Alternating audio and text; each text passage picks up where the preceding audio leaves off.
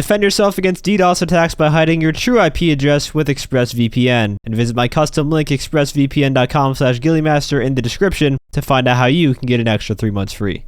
Hey everyone, and welcome to another gtaonline video here on the channel. The mansion update is just under a week away, and so it's time to answer the question, how much money will you need for the next DLC? So in this video, we will use the previous updates and their content to make our best estimate as to how much money you will need for the upcoming update. And just like with my other price prediction videos for the other DLCs, I will have a day 1 value and a value to buy all the content in the DLC, including the drip feed. The last DLC, of course, was the Money Fronts update, and the main property from that DLC was the Hands-On Car Wash, which costed $1 million. And we also have to take into account the two other businesses, the Smoke on the Water and the Higgins Heli Tours, which costed $850,000 and $900,000. Which means the properties in that DLC costed a total of $2.75 million. For the DLC before Money Fronts, the Agents of Sabotage, the Garment Factory was the main property in that update, and that costed $2,350,000. So the properties from the two DLCs were very, very close in how much they costed. Now for the mansion update, I think this is going to be completely different. I think it's pretty safe to say the mansions will cost way more than just $2 to $3 million. And the reasoning behind that is the fact that Rockstar are offering a $2 million discount on the mansions for getting to the gold tier of the pre-luxury VIP program. And they're also giving out another $1 million bonus for doing the same exact thing. They wouldn't be giving us what is essentially a $3 million discount if the property was just going to be a few $1 million, would they? So I think the mansions, at minimum, before any upgrades, will cost $10 million, which means if you get the free million and the $2 million discount, that's basically a $7 million purchase for you. For the sake of the video, though, let's make it a bit easier and just say for a fully upgraded mansion, you're looking at $13 million, because there probably will be higher tiers of the mansions you could buy, or maybe further upgrades you can do to the mansion itself. Now that might seem kind of high, but considering Rockstar have given us insane back-to-back event weeks with double money casino heists and now 5 times money on the yacht missions, which lets you also earn crazy amounts of money per hour, these mansions are going to be expensive, no doubt about that. Getting into the vehicles now, the Money Fronts DLC had 19 new vehicles, and 7 of them were available on the first day. Although that includes the Heli Tours Maverick, which you didn't have to buy, that's just part of the business, so really it was only like 6 vehicles on the first day. And we also got 1 police vehicle, which was the police bike. In the Agents of Sabotage DLC, we got a total of 18 new vehicles added to the game, however, only 6 of them were available on day 1, including 2 police variants of existing vehicles, and the Banshee GTS, which had HSW upgrades for it. Historically, we usually get more content for the December updates, and the Agents of Sabotage was a bit more expensive in the vehicle department on day 1, mostly just because of the police vehicles alone. Those are always going to be extremely expensive. For Safehouse in the Hills, I think we can expect a similar amount of vehicles as the previous 2 updates. I'm going to say we get 18 new vehicles in the entire update, with 8 of them releasing on day 1. And fortunately for us, we do know of 4 vehicles that are coming in the mansion update from the teaser trailer they showed us. The green old school Ferrari, the blue hypercar, the seemingly new version of the FMJ, and the new speculated Ubermacht vehicle in orange. The green vehicle will likely be a sports classic. The last sports classic vehicle we got was the LSCM Cheetah Classic, which costed just under $2 million. I think the green vehicle will be around that price, perhaps slightly lower, let's say $1.7 million.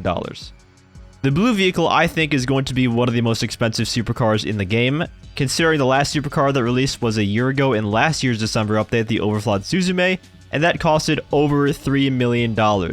So I'm predicting this one to cost just over that at $3.2 million. Up next, the one in front of it, the new variant of the FMJ, could be a continuation of the LSCM vehicles that Rockstar have been doing. I really hope that's not the case though, because that means they probably won't have very good customization for this car. But I also think there's a good chance this vehicle has HSW upgrades. And since it is a new variant of the FMJ, which costed $1.75 million back in 2016, this vehicle is probably going to cost at least $2.5 million. And that's before the predicted HSW upgrade. Which leaves us with the vehicle in orange. If this is an Ubermacht vehicle, well, we just got an Ubermacht vehicle in the last update, the Sentinel GTS, and that costed over $2 million. I don't think this one is going to be more expensive than that though. I think this will cost $1.4 million.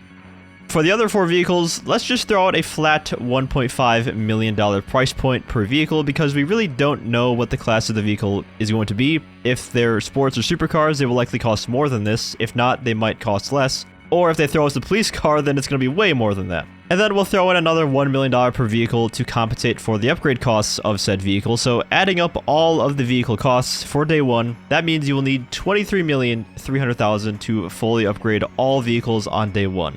And I actually threw in an extra $500,000 for the HSW upgrade of the FMJ, which is why the number is a little bit higher, because HSW upgrades are obviously more expensive than regular car upgrades. The only other categories are weapons and clothing.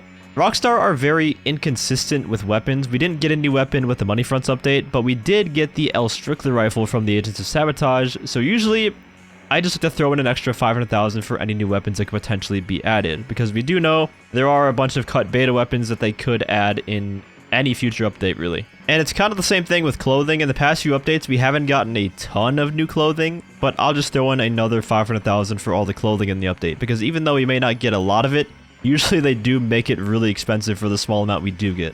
But I think it's more likely that we get a bunch of outfits that are unlocked through some of the gameplay of the DLC.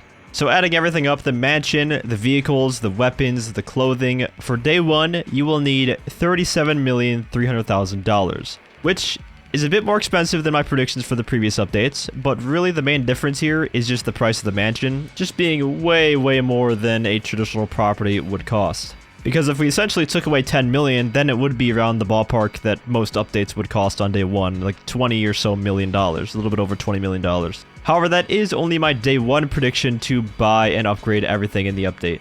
We also have to take into account the drip feed. So going by the same methodology of $1.5 million per vehicle and $1 million for the upgrades for each of the vehicles, that would mean it would cost you $25 million to own and fully upgrade every drip feed vehicle, because there are 10 of them left, as I predicted, bringing the grand total, if we combine both the day one total and the drip feed total, to $62,300,000. That sounds like a ton of money just for one update, I know, but it does make sense considering everything with the good event weeks we've been getting, the fact that we're talking about huge mansions, and just general price inflation with GTA Online. Obviously, things are way more expensive than they were.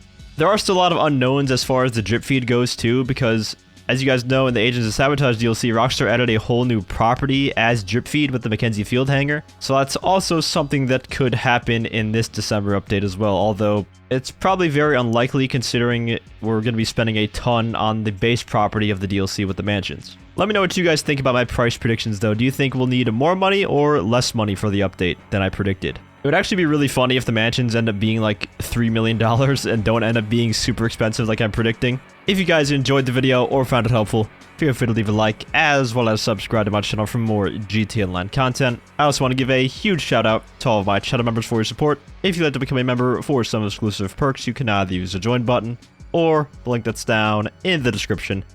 And as always, thanks for watching and have a great day.